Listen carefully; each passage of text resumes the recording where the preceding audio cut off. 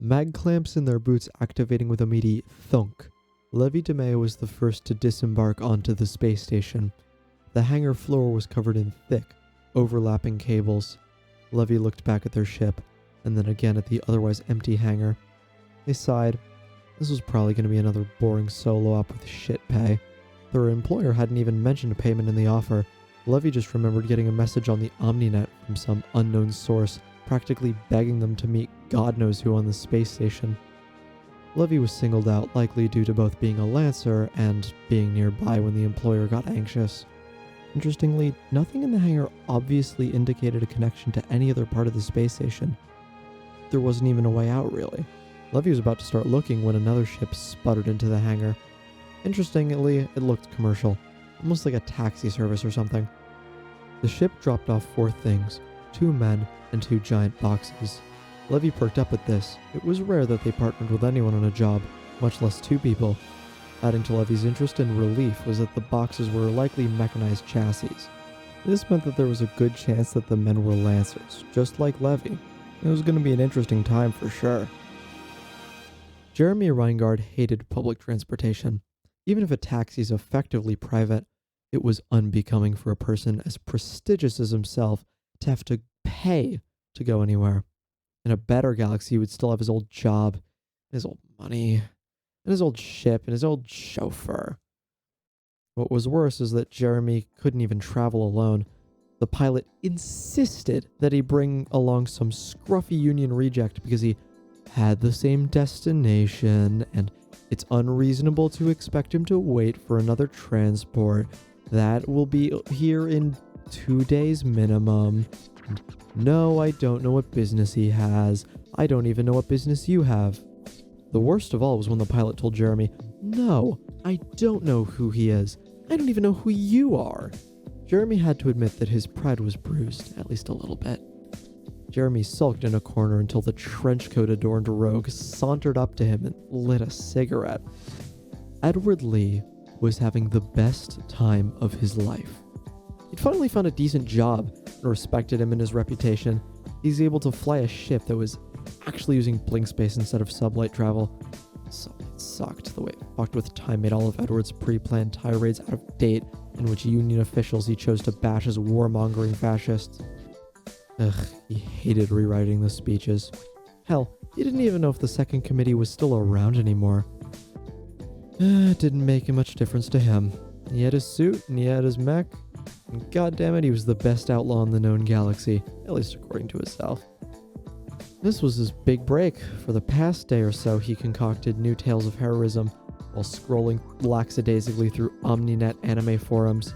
He had finally found the perfect waifu to print and pin up in his mech, just as he finished putting the finishing touches on how he would regale entire bars with news of his quest to liberate entire planets from Union control.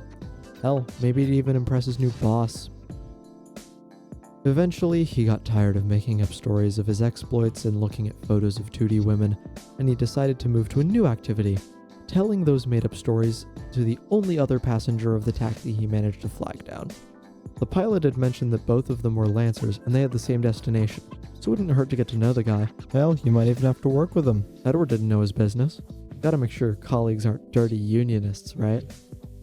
Edward found Jeremy in some random corridor, illuminated mostly by the red wall lights, typical of the lower sections of the ship. Wanting to make a good impression, Edward decided to lead with a question. It might help the guy open up a little. To him, Jeremy looked like some wandering vagrant with tacky clothes. Reingard's blue leather jacket had seen better days, and the fact that he looked like he hadn't slept in weeks didn't do his worn clothes any favors. Still, Edward couldn't judge. He was, himself, a wandering vagrant, with worn clothes and a fucked up sleep schedule. Edward strutted forward and asked if Jeremy knew anything about the job the two of them were seemingly both contacted for. Unfortunately, Jeremy knew less than Edward. Edward knew nothing. So, the two sat and talked about other things. Their lives as Lancers, their assorted backgrounds, and the ever-present cruelty of the universe. Jeremy talked about his dad, how he always felt controlled, and how his entire career went up in smoke because of some senseless act of violence. Conversely, Edward lied through his teeth and fabricated every word that passed through his smirking lips. He had an image to maintain after all. Eventually, Edward started talking about his love of OmniNet anime and began ranting about how the tyrannical union destroyed all the physical copies of some magical girl show 10,000 years ago. Apparently he didn't care about his image then. Thankfully for Jeremy, the pilot's voice blared to life on the radio, its gruffness intensified by the fuzzy and blown-out speakers. The pair were told that they had arrived and that they had 10 minutes to get their cargo and to get the hell off of his ship. He had more customers to ferry and more money to make. They were too expensive for him. Edward and Jeremy emerged from the cargo hold of the ship to find someone already standing there. A lean figure standing across the room, wearing black boots, pants, and a sleeveless crop top, all contrasted by their light pink skin and long silver hair. Levy walked across the swamp of electrical cabling to greet their new coworkers. The three exchanged introductions, and immediately Edward and Jeremy began showing off. It was like attention was as important to them as water or air. Regrettably, their brief flaunting match was interrupted by a third and final craft landing in the hangar bay. The ship was sleek, clearly well made and well designed. The actual model itself probably didn't have more than 100 units made. The craftsmanship was just that phenomenal. However, the ship was in horrendous condition. The deep jet black exterior, while beautiful and reflective if maintained, only served to show every single nick and scratch accumulated through the ship's presumably long and rough service life. Seriously, it was like the pilot had never heard of the most basic shielding to keep the paint clean. The pilot had to be simultaneously very wealthy and horribly irresponsible with that money. That or the ship was stolen. The trio of Lancers didn't have time to speculate about the pilot, because lights from the ship flickered on and swiveled to point to the back as a ramp extended to the ground and a door slid open. Through the spotlights and even a damn smoke machine stepped a man clad in mostly red. His face was obscured with a mask, almost like a superhero. The pauldrons on his hardsuit had spikes, and his leather pants had so many belts that it put even the most edgy character designs Edward Lee had seen online to shame. The man had a cape, a goddamned cape, on a hardsuit. With slow, confident strides, the man stepped onto the floor and turned towards Levy, Jeremy, and Edward. Immediately, he asked if we were ready to work with him, and if any of us wanted his autograph. When he was met with general confusion, the man went on a several-minute-long tirade, essentially boiling down to the phrase, "Do you know who I am?" along with a series of movies he'd allegedly starred in. After a few more minutes, Levy and Edward simultaneously recognized who they were talking to. Levy just stood there and laughed. It was the intergalactic douche and perpetual media punching bag, the one and only Derek Gage. Sure, he was an obscure public figure, but he was a public figure nonetheless. After everyone introduced themselves to Mr. Gage, the actor immediately joined in on showing off his accomplishments and his looks to the rest of the group. Levy watched as the stupidity just kept getting worse and worse, like a feedback loop of insecurity and ego. The highlight of the entire exchange was when Edward unholstered his pistol and started expertly twirling it like a gunslinger in a movie. Seeing this, Jeremy tried to do the same thing and immediately dropped his firearm. When he picked it up and tried again, he damn near shot his own foot off. Edward also showed off his anime girl pinup and his mech. He called it a tomboy, but Gage was convinced it was a femboy. While we all insisted there was nothing wrong with that, Edward immediately turned to a dangerous shade of red and spent a good long while defending the honor of his waifu. After the four bullshitted in the hangar with no real knowledge on why any of them were there or what they were going to do, a drone with a circular orange light drifted towards them. It was creepy. Nobody had heard any doors or hatches open. The thing just appeared out of nowhere. In a monotonous voice, the drone politely requested that the party come along with it, and that more information would be provided soon.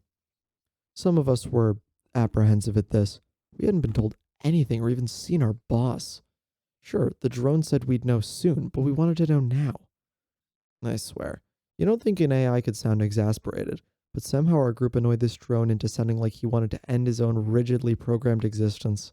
Still, we followed the drone into a door that we swore wasn't there earlier, and walked a while before finding a larger room with a circular plate in the center. On this plate stood an image of a person with the same orange glow. Around them were countless displays and sensors. On further inspection, it looked like the monitors were paging through an immense list of flora and fauna from different worlds and systems. The figure turned to us and introduced itself as NHP Cyclo, Cyclo explained to us that approximately 27% of the galaxy's known NHPs had undergone the process of cascading. NHPs are shackled alien intelligence, forced to process the world through a human framework. Cascading is a process in which the NHP's personality and mind rapidly deteriorate as the AI starts to babble insane nonsense. This is what happens when an NHP's actual shackling systems fail. Sometimes, an NHP undergoing cascade will become unshackled, and its full alien intelligence becomes unbound. Naturally, such a process happening at such a large scale had dangerous ramifications all across known space. But Cyclo had a more personal issue.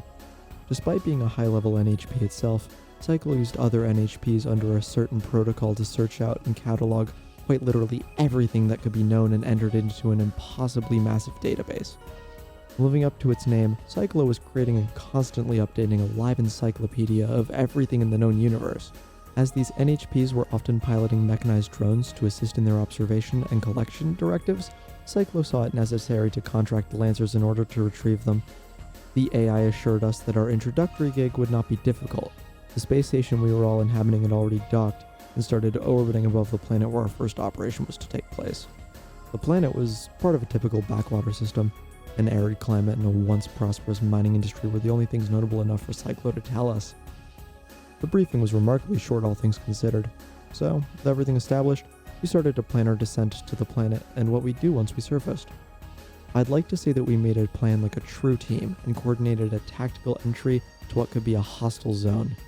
All we knew was that AI were in some mine somewhere, and maybe they would be defended. We didn't know. However, all of us immediately split up and did our own thing. Levy tried to ask Cyclo for any information, but the mechanical bastard just didn't say shit. Jeremy and Derek argued for a while. Jeremy, for all his pride, was infuriated that Gage didn't devote any effort or time into remembering his name. He just didn't care. He used to be too famous and wealthy, so why would he waste his time on Reingard? It's Jeremy. What was that, Jason?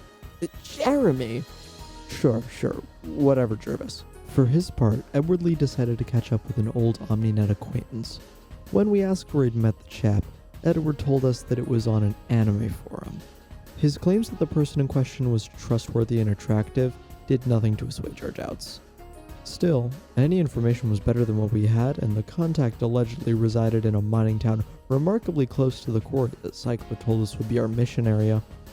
We took Levy and Derek's ships down to the mining town and decided to spend our time wisely. Levy took off to do some scouting while the rest of the group decided to get drunk. Levy, using their mobility hardsuit, snuck into the quarry and the subsequent mine shaft supposedly housing Cyclo's lost drones. Very quickly, they realized the place was guarded. Some flashing lights and what could have been voices emanated from 3 different tunnels in the mine. However, it seemed that the mechanized chassis guarding the quarry either had some automation or the pilots spotted movement on Levy's part. Either way, one of the suits guarding a tunnel entrance roared to life, and Levy decided that it was a good time to book it. Using their suit to rocket up the shaft and back to town, Levy cursed not knowing literally anything about the mission. They had a bad feeling that everything would just go tits up. It's the kind of paranoia and resigned dread you can only get from experience. Lots and lots of experience. Back at the bar, each of the 3 narcissists decided to make themselves look good in their own way. Derek Gage started a bar fight. Edward Lee rattled off one of his signature tales of heroism, and perplexingly, Jeremy decided to start a completely different brawl, blame it on someone else, and swoop in at the last moment to stop everyone from fighting and save the day. Their success was variable. For all his bad luck and insanity, Gage's night actually went off without a hitch. The man was an absolute machine, drinking and throwing punches like it was nobody's business. I think he stabbed someone at some point. By the time the bar closed, he had amassed a pile of passed out bodies from the patrons he'd trounced. He knew that the media would make him look like a psychopath, but hey, all publicity is good publicity. Anything to get him at least respected again. Before Edward did anything, he decided to meet his contact. You should have seen the abject disgust on his face when, instead of some suave trader, his anime friend was the greasiest neckbeard you've ever seen. Not all weebs are like poor Edward here. Despite the shock and horror from that experience, Lee succeeded in acquiring a map of the mines. With that completed, he decided to drink his sorrows away while telling his story to anyone who'd listen. Didn't do so well. The bar made for an unresponsive audience, given that Gage had incapacitated half of the patrons. Thus, Edward drank himself into a stupor. He awoke the next morning to find himself thrown out onto the dusty streets. He was missing his pants and covered in silly writing, but other than that, he actually made it out unscathed. Of all our luck, Jeremy's was the worst of all. He thought that if he could provoke the largest man in his section of the bar, a fight was bound to ensue from there without him getting caught in the middle. Unfortunately for him, his insults were misheard and misinterpreted by the biggest man in the room. The biggest man in the room happened to be a leather daddy, who, instead of trying to punch Jeremy, explained that he and his boyfriend were not interested in a third. Looking back, I can't remember if he said something else offensive that got his ass kicked, or if he also got blackout drunk like Edward, or both. However, I do remember that poor boy Jeremy found himself thrown out onto the same street as Edward, and somehow even more humiliated. At least he had his pants, though. The next morning, Levy picked the drunkards up off the floor, and the three pilots rendezvoused with Derek Gage to discuss last-minute plans before heading off into the desert. This trip would be the first in a long line of the most abhorrently idiotic military operations in history. Tune in next time to see the Lancers and Losers taste their first combat together. You'll laugh, cry, and wonder how the hell our DM didn't just quit. There's some other spicy stuff in there, but I don't want to spoil too much. You have a great night.